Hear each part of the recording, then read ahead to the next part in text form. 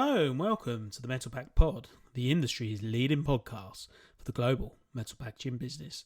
The Metal Pack Pod is brought to you by the Metal Packager, the number one digital resource for the global metal packaging market. With 8,000 monthly users in over 150 countries globally, be sure to check us out on metalpackager.com. In this episode, we welcome specialist packaging consultant Greg Molinaro, who discusses the art of sales in the modern era, emphasising the importance of building relationships and trust with customers. He emphasises staying updated with technology and market trends and suggests understanding customer needs before offering solutions. This is essential content for dealing with sales strategy in the modern era, not least with the emergence of the juggernaut that is AI. With over 30 years of experience in industrial manufacturing automation solutions, he has successfully developed and executed global business development strategies, leading teams across 3 countries and resulting in an 11-fold increase in sales across North and South America. As the Director of Business Engineering, Greg has focused on relationship building, broadening business networks, productivity and profitability to ensure customers receive the desired service and solutions.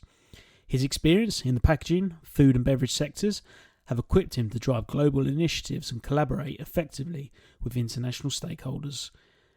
Before we begin the episode, we must give special mention to our sponsors, PPG Packaging Coatings. Their range of innovative and sustainable solutions help protect and beautify the world. Now on to today's show. Good afternoon, Greg. How are you? Or should I say good morning? Good morning for you on the other side of the pond. Yeah, it's mid-morning. Good. Good morning. I'm fine. How are you? Yes, very well, thanks. Yeah, looking forward to an interesting conversation about I'm guessing sales strategy in B2B sales for the modern era. I know, not least with the likes of automation, AI, and the various modern forms of technology. It's an industry that's rapidly transformed in the past few years. So looking forward to unpacking a few of those topics there. So looking forward to a good conversation. Me as well. Yeah, there are a lot of factors and things to take into account today that maybe weren't as relevant or didn't exist before. So I'm interested as well to have that kind of conversation. Absolutely. Just before we begin, if you can perhaps give our listeners just a brief overview on your background, one in the sales sphere and two related to the packaging sector. Oh, sure. Well, I'm a business development, I guess you could say executive manager. I've been in business for 30 years, primarily in manufacturing and automation, and started off my career as an electrical engineer designing control systems, control panels, and then have had various roles in everywhere from territory to regional to national to global responsibilities, and have had some opportunity to do work as in some consulting work as well, primarily, heavily in business development. So getting new products out, developing markets, growing business. Excellent stuff. Certainly very impressive resume there. I'm certainly looking forward to unpacking some of your expertise there. Just to get us started, I mean, in terms of business development and in the sales side of things for B2B, what makes for a good salesperson, would you say? The key factor in, one of the keys anyway, and what I've seen to be very successful is someone who is really genuinely interested in helping clients. I mean, really, sales really comes down to a genuine interest in helping. And in order to help, you really need to ask the right questions in order to then listen. We hear it all the time. Oh, well, listen, 2 ears, one mouth, whatever. But sincerely, it's about asking the questions to drive out what is it that the client, the customer is really looking for? What do they really need? And it's not just, to me, it's not just about some pain point, because you could be missing other needs that are not being perceived or considered as a pain, but as more of a, hey, I've got this objective, I've got this initiative, I've got this thing I'm working on, right? And it's important to me, but it's not like a problem. But it's still very important. So anyway, having the conversation, driving those things out, being interested in helping, and then being sincere about it so that the customer really sees that and they're not feeling like you're just trying to pitch or sell them something. Yeah, I suppose it comes down to the old adage that you have to believe in the product you're selling. I mean, do you subscribe to that, or do you have to kind of play chameleon a little bit in terms of making the customer believe that you're passionate about what you're talking about, or do you think that people kind of see through that? Oh, I think people can see through it, or if it's not something that is seen, it comes out eventually. And I really feel you hear this word a lot of transparency, right?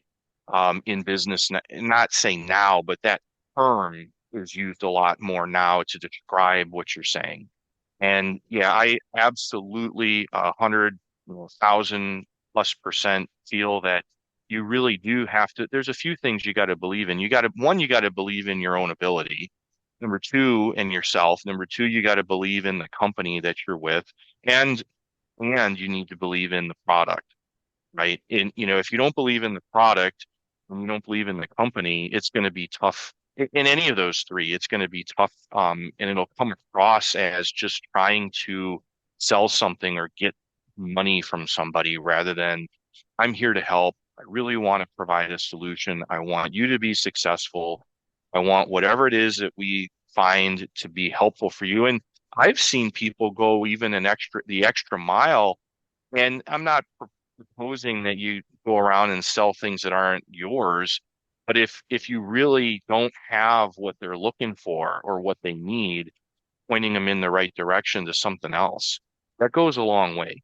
And because you're really showing that you're helping.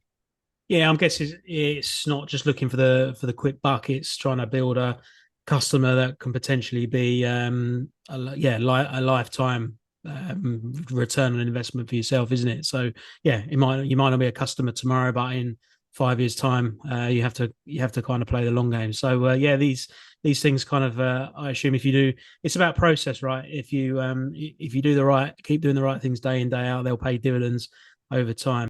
We interrupt this episode for a brief segment from our sponsors, PPG. Packaging coatings from PPG draw on our company's 140-year history of innovation. We never stop improving our solutions to meet the evolving needs of can makers and the marketplace. That spirit of innovation results in technology like the cradle-to-cradle platinum-rated PPG Innovel Pro. PPG Innovel Pro is the latest enhancement to the world's #1 non-BPA beverage can coating. It still doesn't use any bisphenol ingredients, but experienced can makers report that it now sprays like an epoxy.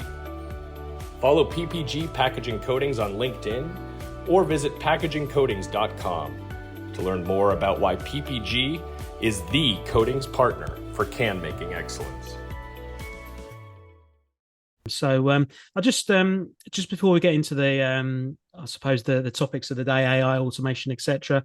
One thing I've learned, I mean, I'm not from a sales background. I've been in the journalistic background, but in recent years, having your own business, you've had to turn your hand to the sales sphere. And one thing I always struggled with, and I know certainly a lot of people have struggled with over the time, is coping with variance in terms of business. So that Mhm.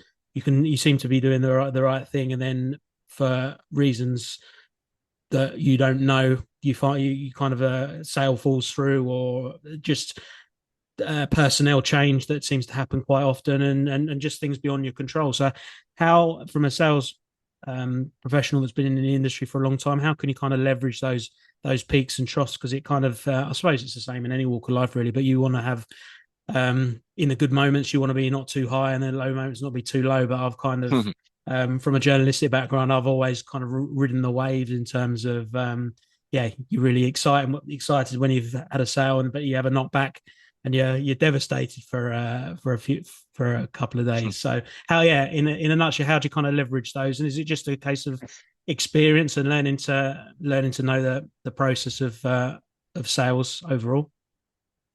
Well, sure. I mean, I think there's some of just having familiarity, like you're saying, over time with experience and just being aware and familiar with how things can go. But really, I think the bigger picture or the bigger answer to the question is more of how do you create a situation where it's not so peak and valley, right?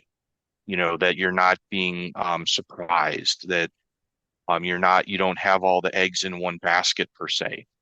And there's a couple of factors I feel that are really important. And you kind of mentioned, the longer game. And I think what it comes down to is having a good plan, a good strategy that, short term is, I mean, that's what pays the bills. That's what keeps the lights on and the doors open.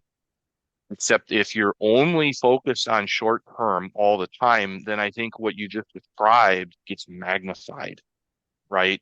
It's even more of an impact. It's even more difficult when things that are unexpected happen because, you're just coping all the time. But when you really have a good strategy with a plan of action that is focused on medium and long-term growth, medium and long-term development, medium long-term projects and business, then eventually, and it doesn't have to take years. I mean, I'm talking 6, maybe 12 months, um, where those things that you started working on now, right, that were looking to be long term, now all of a sudden that's what's happening for the short term. So your medium and long term starts to become the short term after you're working through things. That's one part.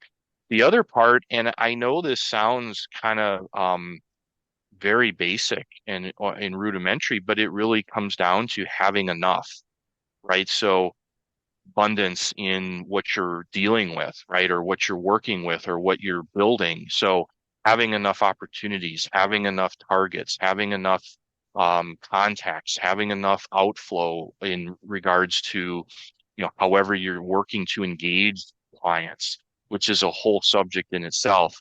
But it's really become very real to me over my career is, and especially in even, um, like in manufacturing the last few years, it seems like the business was just really strong. Even then, you want to have, and it's necessary to have like 10 times more of what you think, right? So, hey, I need to have, however many opportunities that are going to make up X amount of dollars. Great. That's the target, but you got to work at and plan for 10 times that to make sure that that's what you achieve.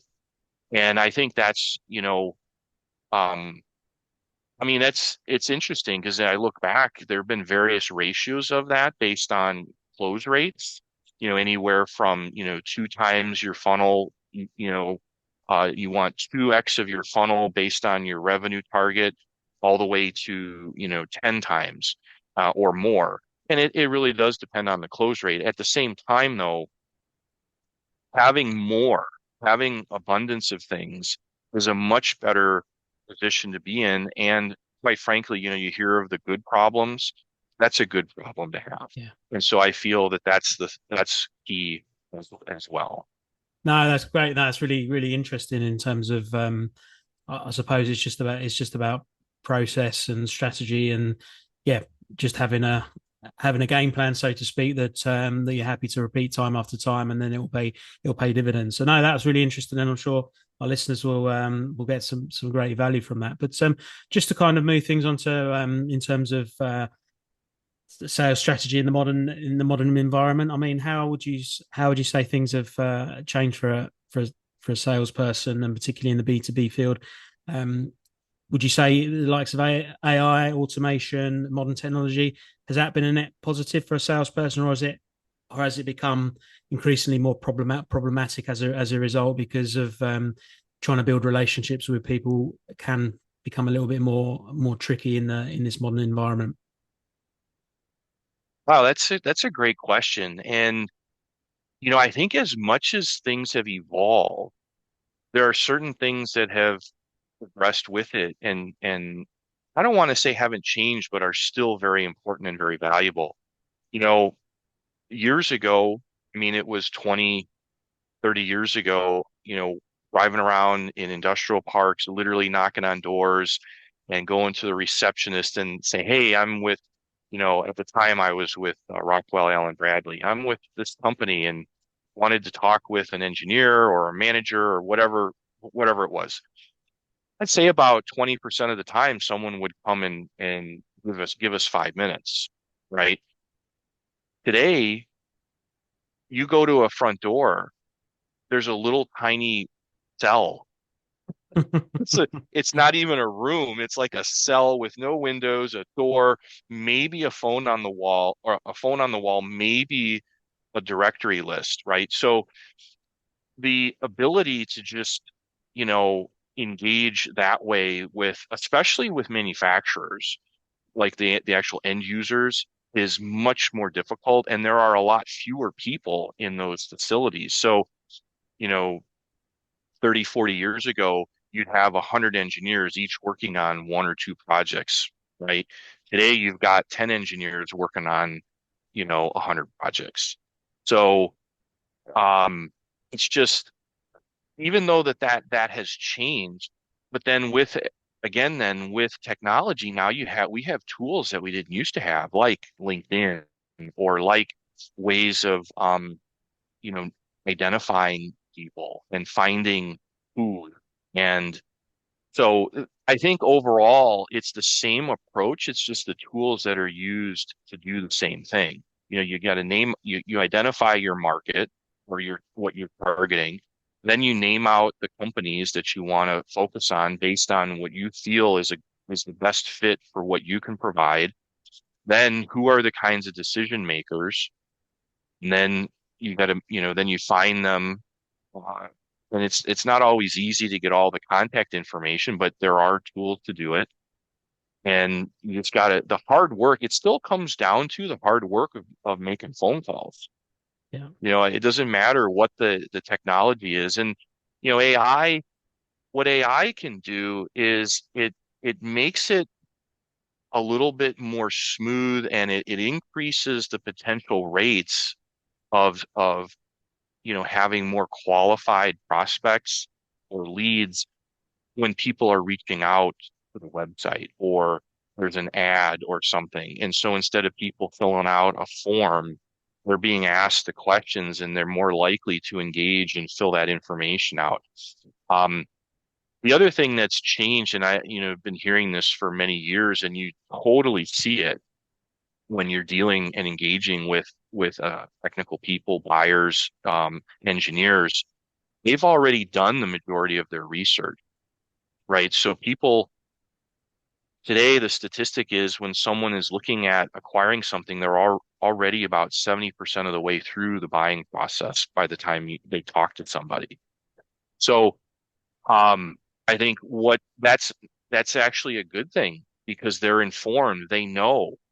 And it's a matter of really asking the questions to drive things out. It should shorten the time that you have, the sales process from when you're engaged as a salesperson. It's just a matter of really um, being able to identify and pull out what the real needs are, so then you can show them, hey, you've been doing your research. This is what you need. And also, So is it a case of 70% of the way through in terms of making a decision? Then your next steps to make sure that you're not, because I noted, I think you commented on that when I was doing my research. Your top, I can't remember the name, what the nature of the post was, but you said your top tip in the sales process is, if a customer is prepared to buy, stop talking. So a lot of the time, yeah, you can potentially undo that good work, or undo the potential sale, because whether you're trying too hard, or you're just, ultimately the customer is already knows what decision they're going to be taking. So your job is to kind of steer them in the right direction, not kind of railroad them to making a decision or something they're not comfortable with. well, exactly. And to that point, there's something else to add too, Alex, is that I've learned, and it's very true, and I've said this for many years, is that if you work with the customer, you're working with them, and you're helping the customer, and you're providing what they're asking for or what they really need, you don't have to hard sell or close them. It just naturally flows. And maybe the close is, oh well, when when should we expect a purchase order, or what's the PO number or whatever. It's not like, hey, come on, buy. And what, I've actually seen it where I was with a vendor. We were talking to a good customer that I had been developing. I had prepared and created, things and really understood what they needed. And so it's like, hey, this is the solution that'll provide what you need. We got to the point where the client said, yeah, I like this. I want to try it, and, give me a quote for this. Okay, then you stop talking. That's it. Done. Maybe ask a few questions to verify the details of technically. Well, the person continued to talk about all the capabilities and functionality of the product, and they named something out that wasn't relevant to the application, but because the competitor had something that was more advanced than, it was RAM in a device, right? It had nothing to do with the ability to do the application. Yeah. And the customer says, oh, well, the competition has more RAM. Oh, I'm more interested in that. You talk yourself out of it. It's Yeah. like when you handled and satisfied the questions, it's not about being deceiving or lying. It's just, hey, with what has been needed and wanted, this satisfied it. That was what was interesting to them. You start talking about other things, it can complicate, it can confuse. Then the customer starts to second guess, or they hear something like I just described, and then you talked yourself out of it. Yeah, no, that certainly makes sense. I think what resonates throughout the entire conversation is ultimately that personal touch, and nothing like seeing the whites of the eyes of the person in front of you in terms of being at trade shows and seeing people face to face. So is that something you subscribe to in the kind of in this modern era of, yeah, you can jump on a Zoom call, Teams call, and you can send emails, you can send WhatsApps and WeChat, etc. But actually getting in front of people face to face is still, and perhaps with the advent of AI, probably more important than ever. I fully agree. I think it's even more relevant, even more important today because it's interesting. I feel like AI is a great tool, but it solve doesn't handle everything. It's not like you can just say, "Oh, here's AI, put it out there, and all the business is going to come in." You know, it's it's a good tool, but it doesn't replace, like, I feel that the hard work of prospecting, lead generation, finding, plugging away, doing that's hard, heavy lifting. It's not easy. For some reason that is like, oh, well, let's find a way to short like a shortcut around that. And you really don't. You really can't. And I think that it's going to come a bit full circle to where the more traditional approach of cold calling, using the tools correctly, but actually a person cold calling. And there's various ways, I joke, but since it's serious, it's phone, right? Or leaving voicemails. Um, if you, can, if you're working with someone through their cell phone, or you've got a cell phone, texting, email, of course, LinkedIn messages, um, smoke signals, carrier pigeon, wha- whatever it takes. Yeah. And that is cold calling to get engaged. I mean, there's so many stories where, kind of to really hit home with that point, there are multiple surveys or studies out there that talk about the number of times you touch or you engage, or I call it outreach, attempt or outflow to um client or a prospect, right? So there's two parts. There's the client touching, and then there's the decision making once you have a client. But let's talk about the prospecting. Someone doesn't know you, then you're reaching out, you're making attempts, you're outflowing. It takes on average 8 to 12 of those kinds of attempts before somebody actually recognizes that you're reaching out to them, and they then respond. Once somebody responds, then I say, okay, now they're engaged. They reached back. up until then, it's not a communication. It's not happening. Yeah. And the 80% of business is done after, um, that like that eighth attempt, right? If people aren't engaging with you, but until 8 or 12 attempts, well, then, the majority of the business isn't being done until that point.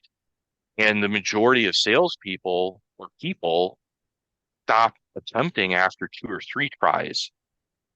And I've heard this statistic too, which is baffling, but about 40% of people don't follow up on actual leads, right? And so there's there's all this, hey, lead gen, lead gen, lead gen, and I think it just comes down to really being deliberate instead of just blasting it out all over the place. You name out your targets, you name out the companies, you find decision makers in those companies, and then you make your attempts. It increases the quality, but also the ratio of what I'm just talking about. And you always have to assume, especially today with the amount of communication that's flowing, and especially if they haven't engaged with you and don't know your company, that the person didn't receive your communication. You just assume that they didn't. And so you're not, because I heard this a lot too. Oh, well, they're going to get upset because we're just pestering them and we're hitting them with too much. And well, what does it matter? That one, they're probably not seeing it. Assume that they don't, and even if they are, well, we're not. There's nothing to lose. Yeah. And eventually, what I've seen happen is people actually apologize and say, I'm sorry, I saw your previous 6 messages. I'm sorry, I'm just getting back to you now. Yeah. Right. Just having, I suppose, it's having a thick skin, and I think trying to spin things that, oh, I'm not pester. I don't want to be seen to be pestering people, but actually just assume, yeah, sometimes it's all about timing, isn't it? And it might be a case of you just catch someone at that sweet spot, but if you give up after a couple of attempts, you might not hit that. You might not hit that sweet spot. So it's yes, I suppose it's just about having a plan and not giving up, but yeah, allowing the opportunity to present itself when it's there really. So no, that's really interesting. I think definitely some sales folk in the metal packaging industry could probably learn a thing or two here. So no, I appreciate that. One thing I wanted to mention that we've had quite a bit of feedback in the last couple of years in terms of from individuals within the industry in terms of I'm not sure if you know the term, but it was originally in the dating scene, like ghosting someone when they will. I'm not sure if you know the term, but when Sure. yeah, you seem to be getting down the sales process, and then someone's ready to purchase, and then or setting up a meeting, and then suddenly they go radio silent, and then don't get back to you at all. So that seems to be happening more and more in sales. I've kind of got my theory as to why that is. We touched upon it a little bit there earlier in your response in terms of communication overload with people trying to keep up to date with their LinkedIn, their emails, their phones, their calls, and it's just kind of that information overload. So and that means that sometimes your kind of follow up and inquiries can be missed. But I just wondered from your perspective, why do you think that's becoming more and more prevalent in society and certainly in the sales sphere these days? And as a sales individual in the packaging sector, how can you leverage that to reduce that ghosting? Well, sure. And I do agree that it seems like it may be occurring you know, more than it seemed like previously, but it's not something that never happened before. I I think what's different today is, again, 20, 30 years ago, you'd go to a factory, you go to a plant, and there's a whole department and a room of people, let's say engineering, that are responsible for the projects. And so it would be easier at that time to be able to go in, and then you have more people to interface with in that area that would have information about that project. And so you could find things out, even if you weren't hearing back from somebody. I think what's challenging today is that there are more remote teams, right? And so instead of having 10 people in one room, you might have 5 people, but they're all remote. That's fine. And so I think and this isn't the end answer, but I think it's a partial way to approach things. It's again just having more engagement.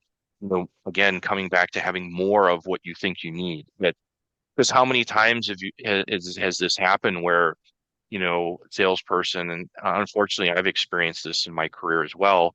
You're going down the path, you're really feeling good, but you're only dealing with one person, and you're not necessarily, aware of the decision making, and the other team members and the management and whoever. And so really engaging, and getting yourself connected throughout the organization in all levels and buying influences so that when it does occur, you have an opportunity to reach out and just say, hey, I'm just wanting feedback.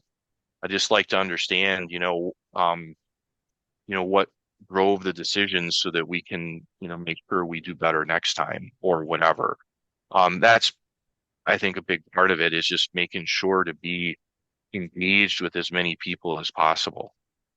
Yeah, no, that makes sense. And I was at a LinkedIn conference in London back end of last year, and that was one of the big takeaways from the event is that most decisions these days tend to be done by not one person but by committee.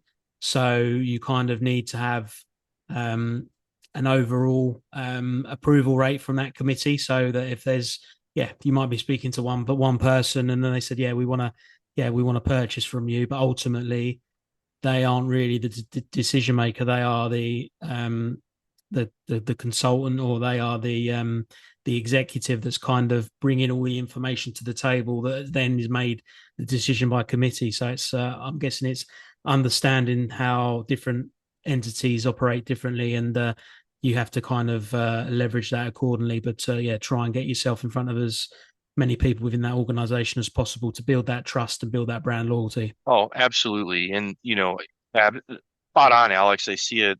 I've seen it. A lot of times what can happen is you have let's say a technical team, and the manager or the executive asks a team member, like one of the engineers, hey, please go and find out about whatever it is. Go find this technical information out. And then that's kind of your only connection or channel back in. And I think it's tough because the person is doing what they were asked, and they don't really have the ability to share more than what they were, told to. Mhm. But I think finding ways to get in front of, like, coming back to what you said, having personal meetings, going face to face. Sometimes just saying, hey, if it is possible to demonstrate, I'd like to come out and demonstrate, or can I meet with you in person to go over things, because I think I can give you a better insight, and then using that as an opportunity to get in front of more of the team members. But yeah, I agree. Coming back to what you said earlier, getting in Yeah, front of people, I think, is a way to really help with the topic as well.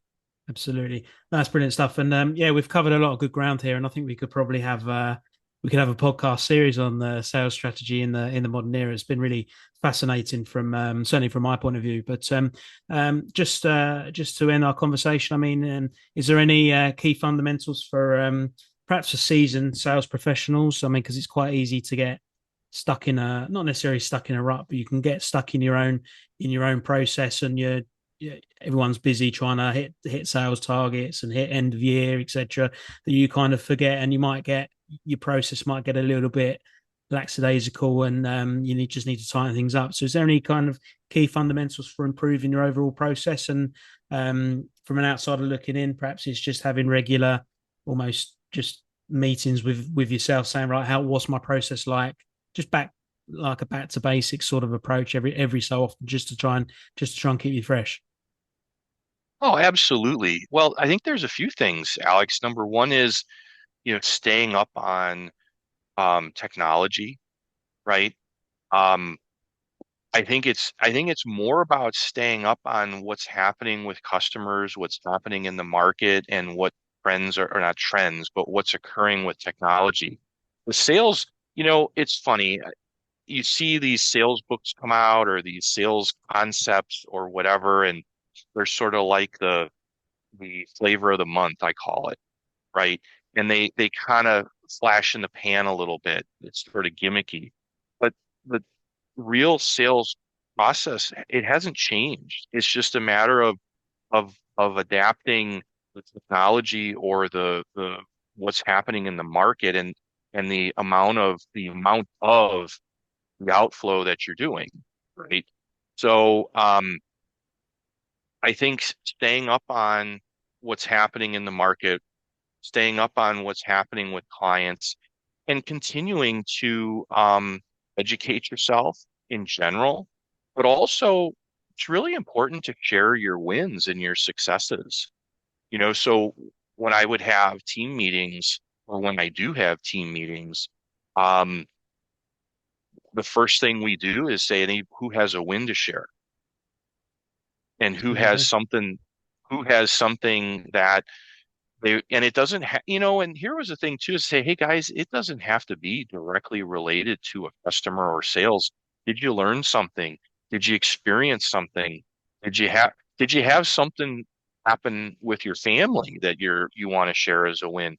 Because it creates that positivity, but then also really learning from each other. And I think if, as a manager, it's really valuable, really necessary and executive important to find out and understand, do this with the teams, and then you're able to pull successes and things that then can be duplicated, right? And then using that as a way to sort of be training, but it's really more sharing. Absolutely, and we've all been in various teams over the years where you have that negative influence in a team that are always seeing perhaps glass half full, glass half empty rather than glass half full, and that negativity can easily spread. So I think having that positive mindset, and it's not kind of that. I know it can be a bit of a cliche sometimes, but having that positivity can definitely spread to hopefully not just you, but boost your own team members to make sure that everyone's kind of having that positivity and confidence, because that will certainly pay dividends overall. Absolutely. Excellent, Absolutely. Yeah.